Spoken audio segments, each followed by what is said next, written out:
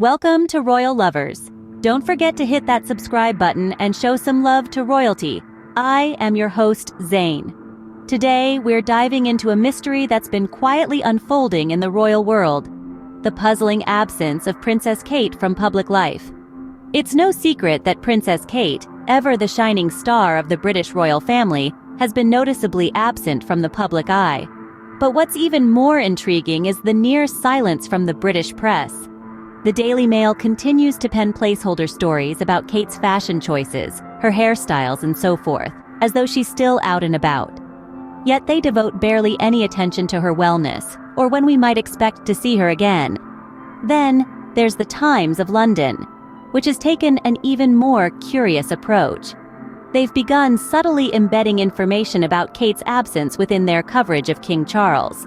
This has the feel of a soft launch of the news that Kate's never coming back, and it's being simultaneously buried. The question is, how long can this go on before the international media starts demanding answers? Just a few days ago, tucked away in the Times coverage of King Charles's visit to a cancer center, was this line: "Kate is expected to be away from public duties for some time." Is this a casual assumption or a hint at a deeper truth? Then there's the unsettling attempt to rewrite history. All those odd sightings of Kate out and about, coupled with the palace's vehement denials about her condition, are now being reimagined as William weathering a storm of his own creation. But where is Kate in all this? What about her bravery and resilience? There's an air of unease swirling around this situation, and it's high time the international media took notice. Is this a soft launch of the news that Kate's never coming back, or an attempt to keep the public in the dark? It's time to press for transparency. It's time to uncover the mystery of Princess Kate's absence. Intriguingly, the Times coverage of King Charles's visit to a cancer center subtly noted that Kate is expected to be away from public duties for some time. Now, this revelation raises a plethora of questions. Why is this information being so casually tossed into the narrative of King Charles's visit? Why isn't there a dedicated article to discuss the princess's condition and absence? It's as if the Times, a reputed newspaper, is burying the lead in a larger story about King Charles's schedule for the upcoming months. This is a curious approach to take, especially when we're talking about the Princess of Wales, a beloved figure whose absence would surely be noticed. The lack of transparency is, quite frankly, baffling. This isn't just about the absence of a dedicated article. This is about the unsettling silence around Princess Kate's condition. The British press, which usually covers royal news extensively, seems to be largely ignoring this issue. The Daily Mail, for instance, continues to publish placeholder stories about Kate's fashion or hair, as if she's still actively participating in public life. It's almost as if the information about Kate's absence is being soft-launched and simultaneously buried in other news. The question is, how long can this go on? How long can the press continue to downplay this issue before the international media steps in and demands accountability? This isn't just about Princess Kate's absence. This is about the narrative being spun around it.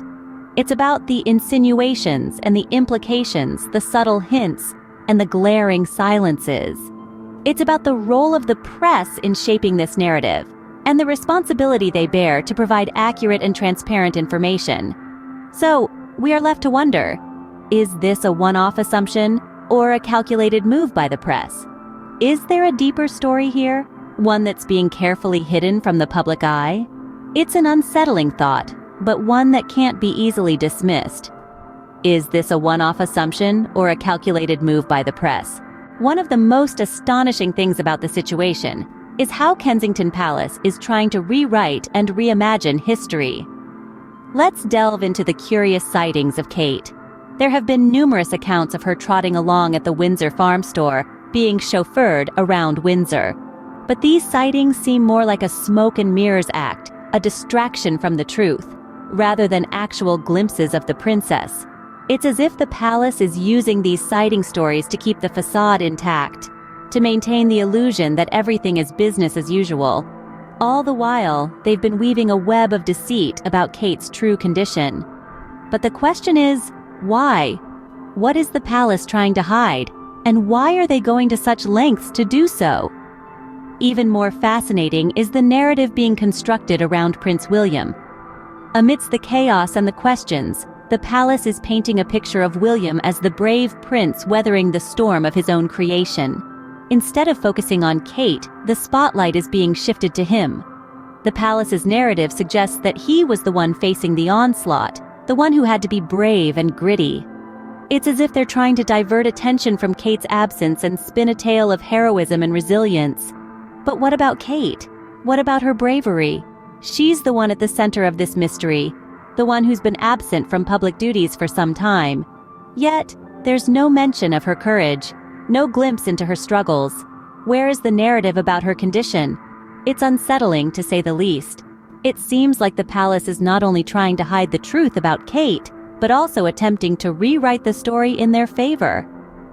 Where is the narrative about Kate's bravery and her condition? Why is the palace so determined to keep us in the dark about her?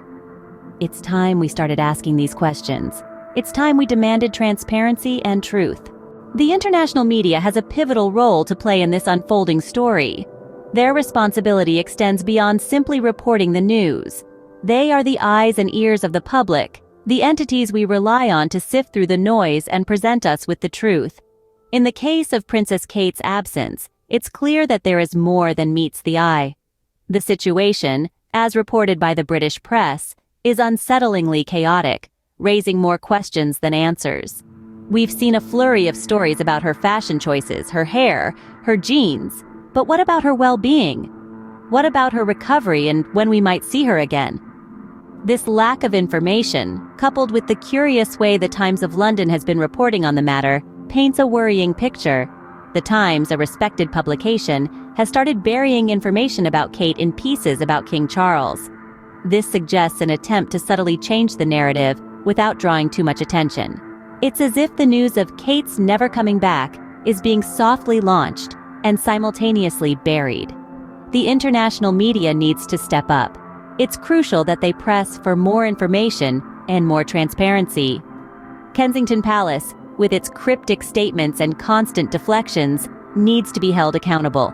If the reports are true, and Kate is expected to be away from public duties for some time, then why not just say it? Why this game of hide and seek? Remember, the international media is not just reporting the news, they are shaping it. They have the power to influence public opinion, to raise awareness, and to demand answers. It's high time they use that power to shed light on this situation. This is not just about one royal's absence from the public eye.